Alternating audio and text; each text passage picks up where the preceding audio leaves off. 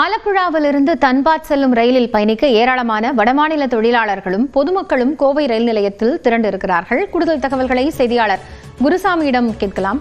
குருசாமி, இப்போ கடந்த சில தினங்களாகவே தீபாவளிக்காக செல்லக்கூடிய வடமாநில தொழிலாளர்களை போலீசார் பாதுகாப்பா அனுப்பிட்டு இருக்காங்க. இப்போ கோவையில் இருக்கக்கூடிய நிலை என்ன?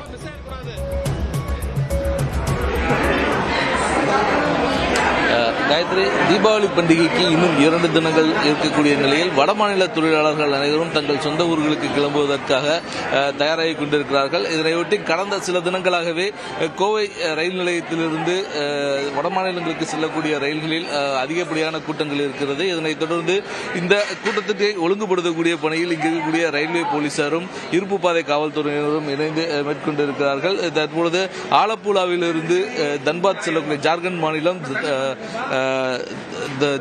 மாநிலம் தன்பாத் செல்லக்கூடிய ரயிலானது தற்பொழுது கிளம்பி இருக்கிறது. இதனைத் தொடர்ந்து இதில் கிளம்புவதற்காக ஏராளமான வடமாநில தொழிலாளர்கள் தற்பொழுது ரயில் நிலையத்தில் குவிந்திருந்தார்கள். ரயில் வந்தவுடன் முண்டியடித்துக் கொண்டு அவர்கள் ஏறாமல் இருக்க தனித்தனியாக காவல்துறையினர் ஆங்காங்கே பாதுகாப்பு பணியில் நிறுத்தப்பட்டு அவர்கள் அனைவரும் தற்பொழுது ஒழுங்குபடுத்தப்பட்டிருக்கிறார்கள். தற்பொழுது ரயில் இன்னும் சற்று நேரத்தில் கிளம்ப இருக்கக்கூடிய நிலையில் பயணிகள் அனைவரையும் பாதுகாப்பான பெட்டிகளில் பயணிப்பதற்கான ஏற்பாடுகளை காவல்துறை சார்பில் செய்யப்பட்டு வருகிறது. அதனுடைய காட்சிகளை பார்த்துக் கொண்டிருக்கிறோம். ஒவ்வொரு பெட்டியின் அருகிலும் காவல்துறையினர் பாதுகாப்புக்காக நிறுத்தப்பட்டு ரயில் பெட்டியினுடைய படிக்கட்டுகளில் யாரும் நின்று செல்லக்கூடாது, ரயில் பெட்டிகளுக்குள் அமர்ந்திருக்க வேண்டும், அதே போன்று பொருட்களை எப்படியெல்லாம் பாதுகாப்பாக வைக்க வேண்டும் என்பன உள்ளிட்ட பல்வேறு அறிவுறுத்தல்களை காவல்துறையினர் தொடர்ச்சியாக வழங்கிக் கொண்டிருக்கிறார்கள். மேலும் இந்த ரயில் நிலையத்தில் மோப்பநாய் உதவியுடன் அவ்வப்போது சோதனைகளும் தொடர்ச்சியாக நடத்தப்பட்டுக் கொண்டிருக்கிறது.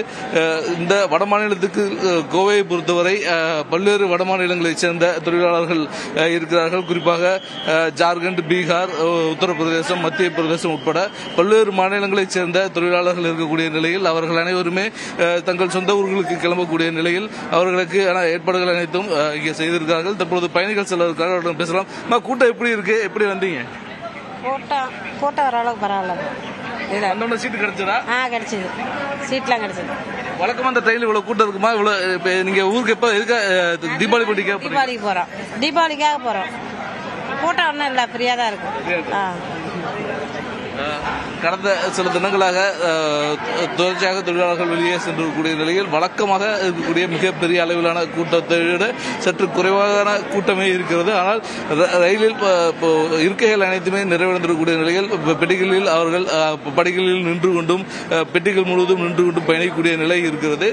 காவல்துறையினரை பொறுத்தவரை தொடர்ச்சியாக பாதுகாப்புகளை அளித்துக் கொண்டிருக்கிறார்கள். குறிப்பாக இன்று மாலை வேளையில் ஏராளமான தொழிலாளர்கள் மற்றும் பொதுமக்கள் இன்றைய தினம் இன்று முதல் விடுமுறை அளிக்கப்படக்கூடிய சூழலில் ஊருக்கு செல்ல இருப்பதன் காரணமாக மாலையிலும் அனைவரும் ஊருக்கு செல்வதற்கான ஏற்பாடுகள் விரிவாக செய்யப்பட்டிருக்கிறது. காயத்ரி, நன்றி குருசாமி, விவரங்களை வழங்கியமைக்கா.